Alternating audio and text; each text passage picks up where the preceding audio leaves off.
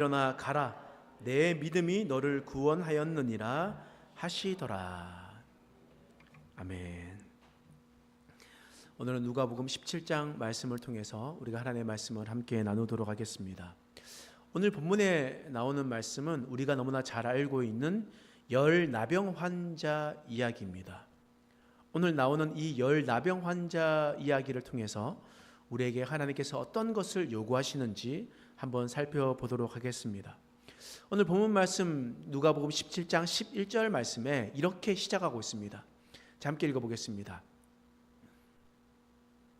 시작.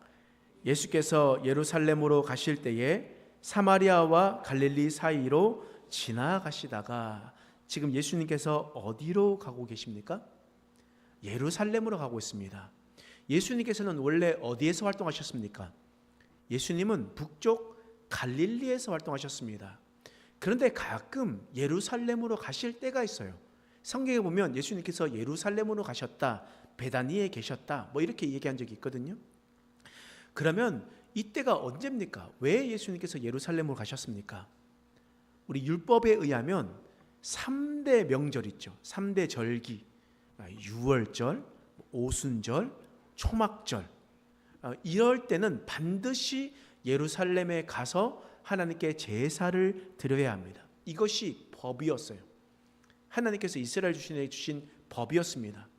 근데 예루살렘으로 내려갈 때 어디로 가야 되냐면요, 첫 번째는 가장 가까운 거리는 사마리아, 갈릴리에서 사마리아를 거쳐서 예루살렘으로 내려가는 길이 가장 가깝습니다. 그런데 유대인들이 사마리아 사람을 어떻게 생각합니까? 개만도 못한 사람이다 라고 생각하거든요. 너무 싫어하는 사람들이에요. 그래서 상종을 하기 싫어했어요.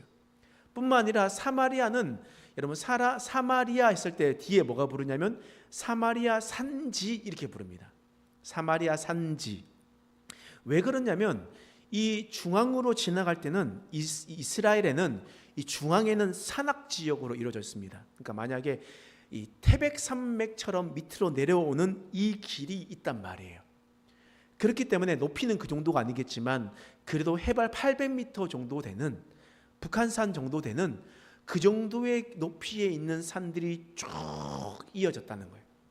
쭉 이어져 있기 때문에 그 길을 가기가 어렵습니다. 피곤하죠. 산길을 가기가 힘든 겁니다.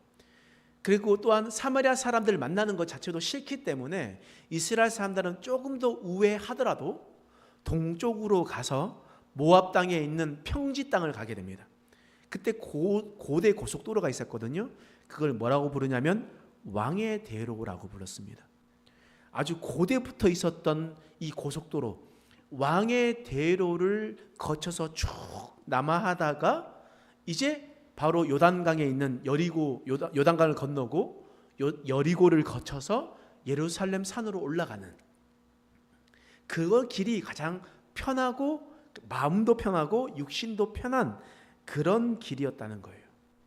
근데 예수님께서 오늘 사람들이 원래 가던 길로 가지 않고 사마리아 사람을 만나기도 하고 또한 이런 길로 갔기 때문에 열 나병 환자를 만나게 되었다라는 거예요. 예수님께서 그 길을 가셨기 때문에, 아무도 가지 않는 길을 가셨기 때문에 이런 사람을 만나게 됐던 겁니다. 누구를 만났냐? 12절 말씀 다시 한번 읽어보겠습니다. 시작. 한 마을에 들어가시니 나병 환자 10명이 예수를 만나 멀리 서서, 한 마을에 갔는데 누가 나와 있습니까? 나병 환자 몇 명이요? 10명이요.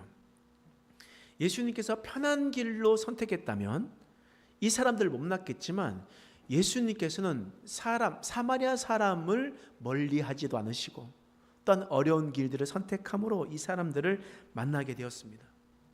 나병 환자였어요. 옛날에는 뭐라 불렀습니까? 문둥병이라고 불렀습니다. 이 문디자세가 할 때 그 문둥병, 그렇죠. 이 문둥병이었습니다. 지금은 한센병이라고 불리는 병입니다. 이 병은요, 어떤 거냐면 이 나병 환자는 이 나병이 몸에 들어오게 되면 온몸의 신경을 죽입니다. 온몸에 신경을 죽여가지고 온몸이 썩어져 나가도 고통이 없어요. 그래서 이것이 아주 뜨거운 곳인데 이거 뜨거운 것을 잡아도 고통을 느끼지 못해요. 그 피부가 다 상하게 되겠죠. 진물이 나겠죠. 안 아프니까 치료를 못합니다. 몸에 뭐 회복할 수도 없고요. 그러다 보니까 점점 썩어 나가고 손가락이 뜯어져 나가고 코가 잘려 나가고 귀가 없어지는, 주위에 있는 이게 가장 이제 먼 곳에서부터 있는 모든 피부 조직들이 떨어져 나가는 그런 병이에요. 제가 옛날에 소록도에 간 적이 있습니다. 소록도에는 옛날에 유명한 그 한센병 병원이 있었잖아요. 그래서 제가 중학교 시절에 선교차 소록도에 가서 봉사를 하러 간 적이 있었습니다. 근데 제가 그곳에 갔었을 때는 이미 소록 그 한센병의 그 약이 나와서 발명이 되어 가지고 더 이상 전염은 되지 않는데 이미 회복이 된 사람도 있었고 조금 있는 사람도 나오지 못하고 있었습니다. 그래서 그쪽 있는 교회에 가서 같이 예배를 드리는 봤는데요. 그분들이 하나님을 열심히 찬양하는 모습을 봤습니다. 근데 정말 천사같이 하나님을 찬양하더라고요. 그런데 그들의 외형은 그렇지 않더라고요. 손이 잘려져 나가고 코가 뚫려서 없어지고 입술도 사라지고 귀도 없어지고 이런 모습을 보면서 문둥병, 이 한센병, 이 나병은 이런 일이었구나, 이런 병이구나 라고 생각했습니다. 여러분 약 100년 전만 하더라도 이 한국 땅에서도 분명하게 이 나병은 나병 환자가 많이 있었습니다. 뭐 동네마다 저희 동네는 시골 동네거든요. 그래서 저희 동네가 있고 또 옆에 한 4km 떨어져야지 동네가 있어요. 옛날에는 이제 포장이 안 된 도로였지만 제가 있었을 때는 그래도 포장은 되어 있었습니다. 근데 한 시간에 한 번씩 버스가 움직일 뿐이었어요. 근데 이제 친구들을 만나러 놀러 다른 동네를 가게 되면 뭐 어떻게 하겠어요? 걸어가겠죠. 열심히 친구들이랑 막 놀다가 친구를 만나고 놀다가 집에 돌아오면 산을 넘어야 했습니다. 그러니까 산을 넘는데 그 포장된 도로, 이렇게 얘기하면 제가 나이가 되게 많은 것처럼 보이는데 제가 그 정도는 아닌데 그래도 저희 동네가 그렇다는 거예요. 이게 산을 넘어서 이제 와야 되는데 저희 동네의 전설이 어떤 거냐면 가면 문둥이가 나오는데 네 간을 빼먹는다. 이런 얘기들이 있었어요. 그래야지 문둥병 환자가 뭐 이렇게 낫고 뭐 이런 이야기들이 있어가지고 해가 질 때쯤 되었을 때 얼마나 빨리 집으로 달렸는지 몰라요. 아마 그때 제일 빨리 달렸을 것 같습니다. 열심히 달렸다는 거예요. 근데 100년 전만 하더라도 이런 일들이 한국 땅에 있었는데 2000년 전에는 얼마나 심했겠습니까? 2000년 전에 유대 상황은 더욱 심했어요. 우리도 문둥병이 나병이 있으면 우리 동네에 살지 못하게 하고 밖에 산으로 쫓아내서 그들만이 살 수 있도록 해 두었었잖아요. 마찬가지로 이 율법에 나병 환자들은 절대 성 안에 있을 수가 없었습니다. 만약 성 안에 들어오고 사람들을 가까이 만나게 되면 머리를 풀고 입을 가르면서 큰 소리로 부정하다 라고 불러야 됐습니다. 그렇기 때문에 늘 외로움 속에 있었어요. 또한 먹을 것도 없겠죠. 늘 구걸하며 살아가는 인생이었습니다. 사람들이 가까이 와서 주지도 않아요. 그냥 멀리서 툭 던져놓고 다른 데 가면 그것을 가서 만나는, 사람 냄새가 그리워지는 그런 사람들이었다라는 거예요. 나병이 걸려서 살아가는 사람들을 떠나야 됐고 집을 떠나야 되는 그런, 이별을 해야 되는 그런 상황이었습니다. 나병이 이렇게 무서운 병이었기 때문에 사람들과 함께 가까이 할 수가 없었어요. 그래서 오늘 본문의 말씀에서 이렇게 얘기합니다. 누가복음 17장 12절에서 13절 말씀. 자, 읽어보겠습니다. 시작. 한 마을에 들어가시니 나병 환자 10명이 예수를 만나 멀리 서서 소리를 높여 이르되 예수 선생님이여 우리를 불쌍히 여기소서 하거늘. 지금 나병 환자들이 어떻게 합니까? 멀리 서서 예수님께 가까이 나올 수가 없는 거예요. 가까이 나오면 돌에 맞아 죽거든요. 그러니까 멀리 서서 간절하게 예수님을 부르짖습니다. 여러분, 이때 나병 환자들이 어느 정도로 큰 소리를 불렀습니까? 여러분, 예수님, 제가 부끄러워가지고 제가 큰 소리는 못 내거든요. 그래서 예수님 뭐 이렇게 불렀을까요? 아니죠. 멀리 서서 있는 예수님이 간절히 내 목소리를 들을 수 있도록 큰 소리로 불렀다라는 거예요. 자신의 노력을 다 해봤을 거 아니에요. 병원도 가보고 의사도 찾아보고 무당도 찾아가보고 뭐 별별 짓을 다 해봤을 거예요. 근데 낫지 않거든요. 마지막 소망이 예수님이었습니다. 그래서 마지막 소망이어서 예수님을 간절히 불렀습니다. 여러분, 우리도 마찬가지지 않습니까? 우리도 모든 소망이 끊어지고 모든 일이 풀리지 않을 때, 내 노력과 내 힘으로 다 해봤는데 되지 않을 때 마지막으로 주님을 찾아와서 주님을 얼마나 주님께 간절히 부르짖습니까? 여러분, 그래 본 적 있으시죠? 처음부터 예수님께 나오지 그렇게 빙글빙글 돌다가 예수께 나와가지고 간절히 부르짖을 때가 있습니다. 여러분, 그럴 때 예수님께서 어떻게 하십니까? 우리에게 은혜를 주시지 않습니까? 우리가 간절히 주님께 부르짖을 때 주님께서 우리의 기도를 응답해 주시잖아요. 오늘 본문의 말씀에도 예수님께 간절히 부르짖었을 때 예수님께서 10 나병 환자에게 은혜를 베풀어 주시는 겁니다. 자, 어떤 은혜를 베풀어 주시냐? 자, 누가복음 17장 14절 말씀이에요. 읽어보겠습니다. 시작. 보시고 이르시되 가서 제사장들에게 너희 몸을 보이라 하셨더니 그들이 가다가 깨끗함을 받은지라. 예수님께서 간절히 부르짖는 나병 환자 10명의 이야기를 듣고 응답해 주셨어요. 어떻게 응답해 주셨습니까? 가서 제사장에게 너희 몸을 보이라라고 얘기했습니다. 우리 시대는 병이 완치되었다라는 것을 판정되려면 누구에게 찾아가야 됩니까? 의사에게 찾아가야 되죠. 당연한 겁니다. 그런데 율법에서는 2000년 전에 율법에서는 이 나병이 완치되었음을 판정하는 사람은 의사가 아니라 제사장이었습니다. 그래서 예수님께서 너희의 몸을 제사장에게 가서 확인시켜라 라고 이야기했습니다. 근데 지금 이 나병 환자의 상황이 어떻습니까? 나병이 계속해서 진행되고 있는 상황이었습니다. 몸은 썩어져 가고 있었고요. 온몸은 헌대투성이었고 온몸이 고름투성이었어요. 그런데 제사장에게 가서 몸을 보이면 됩니까? 안 됩니까? 당연히 쫓겨나고 당연히 돌 맞아 죽겠죠. 그런데 이 나병 환자들이 어떻게 했습니까?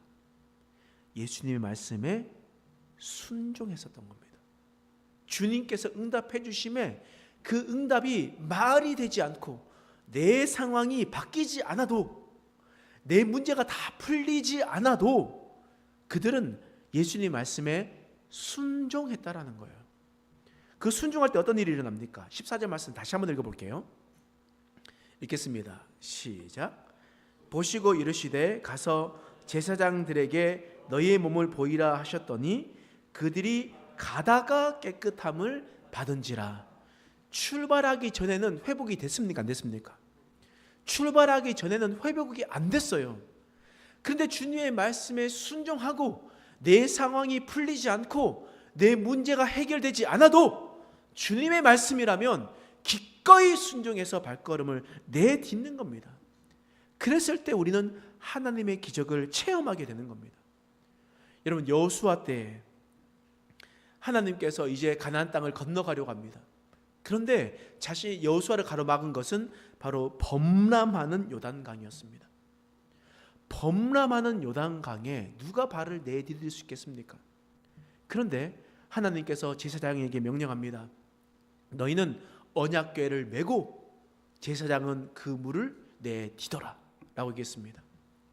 그리고 여호수아는 말씀에 순종하여 제사장에게 명령했어요. 그리고 제사장도 그 말씀에 순종해서 언약궤를 메고 이 요단강을 발을 내디뎠습니다. 가기까지 이 물이 그냥 멈췄습니까? 안 멈췄습니까? 멈추지 않았죠. 근데 발을 내딛자마자 어떤 일이 일어납니까? 범람하는 요단강이 멈춰 세워지는 일들이 경험하게 되는 겁니다. 하나님의 기적을 체험하려면 내 문제가 해결되지 않아도 주님의 명령이라면 순종해서 걸어 나가는 겁니다. 그러면 하나님께서 은혜 베풀어 주시는 거예요. 기적을 베풀어 주시는 겁니다. 오늘 본문의 말씀에 이 열 나병 환자도 이런 하나님의 기적을 체험하게 되었습니다. 처음에는 그전에는 아무런 문제가 생겨나지 않고 온몸이 헌데투성이었는데 제사장에 가는 길에 온몸이 아기 피부처럼 새살이 돋아나게 되었다라는 거예요. 얼마나 감사한 일입니까? 얼마나 주님께 영광을 돌려야 될 일입니까? 그런데 우리 옛말에 화장실 가기 전과 간 후의 모습이 다르단 말이 있죠. 화장실 가기 전에는 발을 동동동거리면서 내가 모든 것을 다 해줄 테니까 해달라고 얘기하니 자기 문제가 풀어지면 어떻게 됩니까? 입을 싹 닫고 아무렇지도 않은 척 그렇게 행동하는 것이 사람의 모습이라는 거예요. 네, 오늘 본문 말씀 보십시오. 15절 말씀 읽어보겠습니다. 시작. 그 중에 한 사람이 자기가 낳은 것을 보고 큰 소리로 하나님께 영광을 돌리며 돌아와. 지금 예수님께서 치료해 준 사람은 몇 명입니까? 10명이죠. 근데 몇 명이 돌아왔다고요? 한 사람만 돌아왔다고요. 나머지는 어떻게 됐습니까? 주여 우리를 불쌍히 여겨 주옵소서라고 이야기하셨던 그 사람들은요 그냥 다 도망가 버렸다는 거예요. 다 자신의 집으로 가 버렸다라는 거예요. 이전의 삶을 쫓아서 살아갔다라는 거예요. 여러분, 우리는요 은혜를 받았다면 그 은혜 받은 것을 기억해야 됩니다. 은혜 받은 것을 깨닫고 주님께 감사를 드려야 됩니다. 자, 옆에 사람들에게 이렇게 얘기합시다. 감사함을 깨닫는 자가 됩시다. 감사함을 깨닫는 자가 되어야 돼요. 여러분 왜 그렇습니까? 여러분 주님 앞에 나와서 주님께 간절히 부르짖고 하나님 이것만 해결해 주시면 제가 모든 것을 다 하겠습니다. 하나님 내가 제발 이것 좀 해주십시오 라고 이야기하죠. 그런데요 그걸 이야기를 해도 하나님께서 응답해 주시면 어떻게 됩니까? 9 사람들처럼 자기 살 길 바빠서 다 도망가 버리는 겁니다. 다 가버리는 거예요. 여러분 은혜를 받았다면 그 은혜를 깨닫는 자들이 되어야 합니다. 뿐만 아니죠. 이 사람은 그 감사를 어떻게 고백했느냐? 자, 누가복음 17장 15절 말씀이에요. 자, 읽겠습니다. 시작. 그 중에 한 사람이 자기가 낳은 것을 보고 큰 소리로 하나님께 영광을 돌리며 돌아와. 한 사람이 돌아올 때 어떻게 돌아왔다고요? 큰 소리로 하나님께 영광을 돌렸대요. 여러분, 사람들은요 자신에게 문제가 생겼을 때 얼마나 큰 소리로 얘기하는지 모릅니다. 남들이 고통을 당할 때는요 뭐 그럴 수도 있지라고 생각하지 자기의 손에 망치가 찧어지면요 아파 소리를 지릅니다. 그렇지 않습니까? 여러분 자신이 억울한 일을 당하면요 얼마나 사람들에게 나가가지고 내가 원망해서 이렇게 억울해가지고 못 산다고 이렇게 소리를 바락바락 질러요. 그렇지 않아요? 여러분 자기가 이런 일을 힘듦을 겪었다 내가 이런 어려움을 겪었다라고 얘기하면서 수많은 사람들에게 찾아가서 이런 자신의 원망함을 이야기할 거예요. 여러분 출애굽 시대 때 하나님께서 이집트에서 출애굽시키고 난 다음에 출애굽하는 사람들의 앞에 있었던 것이 홍해였습니다. 뒤에는 이집트 백성들이 쫓아오고 있었고요. 그러니까 이스라엘 백성들이 어떻게 합니까? 하나님 앞에 구원해 주신 은혜를 감사하지도 못한 채 이렇게 우리를 죽이려고 이 땅 가운데 보냈냐, 이집트에서 죽게 하지, 얼마나 크게 하나님께 원망한지 모릅니다. 그리고 좀 더 가서 가나안 땅을 정탐하러 갑니다.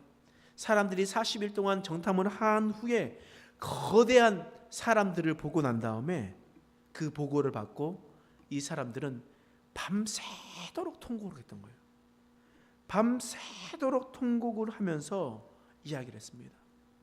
자기에게 어려움을 당하거나 억울한 일을 당하거나 불편한 일이 생기거나 이러면요, 사람들은요 큰 소리로 이야기를 합니다. 큰 소리로 이야기해요. 그런데 여러분, 감사함을 이렇게 표현한 사람이 있습니까? 여러분 주위에 은혜에 감사해서 이렇게 큰 소리로 하나님께 감사하는 사람이 있었냐는 말입니다. 여러분, 큰 소리로 감사를 외쳤다라는 것은 어떤 의미냐면, 이전에 이 열나병 환자들이 예수님을 만나려고 멀리 서 있었죠. 그때 큰 소리로 멀리 서서 주님 앞에 부르짖었죠. 주님, 나를 불쌍히 여겨 주십시오. 그 부르짖음과 동일하게 하나님께 감사를 드렸다라는 거예요. 여러분, 감사를 할 때 어떻게 부르짖냐면, 우리가 하나님께 간절히 부르짖는 만큼 하나님께 감사를 드려야 되는 겁니다. 바로 그것이 바로 우리가 해야 할 일이에요. 그런데요, 참 우리가 하나님께 간절히 기도하고 하나님 이거 주세요, 저거 주세요, 이게 주세요, 이거 풀어주세요, 뭐 이렇게 막 이야기를 하다가요, 문제 풀어지면요 입 싹 닫고 감사합니다 라고 이야기하고, 이미 아이고 뭐 마음으로 감사하면 됐지 뭘, 이렇게 이야기해요. 여러분, 그것이 바로 화장실 가기 전과 간 후의 모습이 다르다라는 거예요. 여러분, 하나님께 감사를 드릴 때 우리가 간절한 마음으로 했던 만큼 하나님께 감사함을 드려야 되는 겁니다. 또한 16절 말씀 보세요. 자, 읽겠습니다. 시작. 예수의 발 아래 엎드려 감사하니 그는 사마리아 사람이라. 이 사람이 지금 어떻게 감사합니까? 발 아래에 엎드려서 감사했다. 원어적 표현으로 다시 한번 더 해석해 보니까, 예수님의 발 아래 엎드려서 얼굴을 발에 비비면서 감사했다 라고 얘기하는 거예요. 땅에 엎드려서 예수님의 발에 비비면서 감사했대요. 여러분, 이쁜 여자들을 보고 잘생긴 남자들을 보면요, 그들에게 향기만 날 것 같아요. 여러분, 그렇게 생각합니까? 여러분, 그렇게 생각하지 않는가 보네요. 여러분, 잘 아시나 본데. 여러분, 그들에게 나는 정수리 냄새나 그들에게 나는 화장실 다녀온 냄새는요 똑같습니다. 그러면 예수님께서 인간으로 오셨는데, 예수님은 신이시니까 뭔가 늘 빛이 날 것 같고 그렇겠습니까? 아닙니다. 2000년 전 인간으로 오신 이 땅에 계신 예수님도 사람들과 똑같았습니다. 샌들을 신고 비포장 도로를 늘 다니면서 다녔고, 더운 날씨에 다니다 보니까 그렇게 되니까 땀도 나게 되고, 그리고 난 다음에 더 이상 설명하지 않겠습니다. 상상되니까. 그런 발이었어요. 그런 발에 엎드려서 부볐다라는 거예요. 얼마나 감사했으면. 정말 저주받은 병에서 구원해 주신 예수님의 은혜에 감사해서 자신을 최대한 낮추고 그 더러워 보이는 그 발에 발을 얼뼈한 뺨을 묻히는 그런 일을 했었다라는 겁니다. 여러분, 우리는요 저주받은 죄 가운데 있었습니다. 여러분, 우리는 늘 나병 환자 같은 삶을 살아갔습니다. 그래서 이 저주받은 죄가 우리의 영혼을 점점 무너뜨리고 썩어져 가게 하고, 처음에는 조그만 잘못을 저지르면 마음의 양심의 가책이라도 생기더니 점점 시간이 지나도 무뎌지고 잘려져 나가도, 인생이, 몸이, 영혼이 썩어져 나가도 아무렇지 않은 척 살아가고 있었던 영적 나병에 걸렸던 우리들이었습니다. 그때 주님께서 십자가에서 죽으심으로 우리를 구원해 주셨어요. 우리를 영원한 생명으로 우리를 인도해 주셨습니다. 이런 은혜를 깨달았었던 우리는요, 주님 앞에 어떻게 감사함을 표현하며 살아갑니까? 죽을 수밖에 없는 우리들, 영적으로 썩어져 갈 수밖에 없는 우리들을 하나님께서 구원해 주셨다니까요. 그런데 우리는 주님을 만날 때마다 은혜를 깨닫지 못해요. 하나님께 감사함을 고백하지도 않아요. 우리가 주님 앞에 설 때 교만하게, 겸손하게 서 있어야 되는데 늘 교만하게 나아가고 있습니다. 여러분들은 우리는 지금 하나님께 어떤 태도로 살아가고 있습니까? 오늘 본문의 말씀을 통해서 우리에게 분명하게 말씀하셨던 것은 바로 이 한 사람에게, 돌아온 한 사람, 주님의 은혜를 깨닫고 감사를 큰 소리로 고백하고 자신을 철저하게 겸손함으로 주님 앞에 감사로 나갔던 사람에게 예수님께서 이렇게 말씀하시는 거예요. 내 믿음이 너를 구원하였다. 내 믿음이 너를 구원하였다 라고 얘기합니다. 은혜를 깨닫는 자는, 주님께 감사하는 자는 하나님께서 이미 구원을 이루어 주셨다라고 말씀하셨습니다. 여러분들은 지금 구원받은 백성입니까? 감사를 주님께 고백하는 자들입니까? 죽을 수밖에 없는 영적 나병에 걸렸던 우리들을 회복해 주신 주님 앞에 감사함으로 나아가고 있습니까? 우리가 늘 이것을 고백하며 하나님의 살아계신 은혜를 경험하며 살아가는 저와 여러분 되시길 간절히 축원합니다. 기도하겠습니다. 하나님, 오늘 말씀을 통해서 우리를 깨닫게 해주시니 감사합니다. 하나님, 하나님께 구원받은 자는 하나님의 은혜를 깨닫는 자입니다. 그 깨닫는 것을 큰 소리로 감사하고 자신을 주님 앞에 낮추어 겸손함으로 살아가는 자들입니다. 우리가 이것을 잘 기억하게 하여 주옵소서. 하나님의 온전하신 뜻을 이루며 살아가며 하나님께 늘 감사하며 주님께 영광 돌리는 자들이 되게 하여 주시옵소서. 감사드리며 예수님의 이름으로 간절히 기도드립니다. 아멘.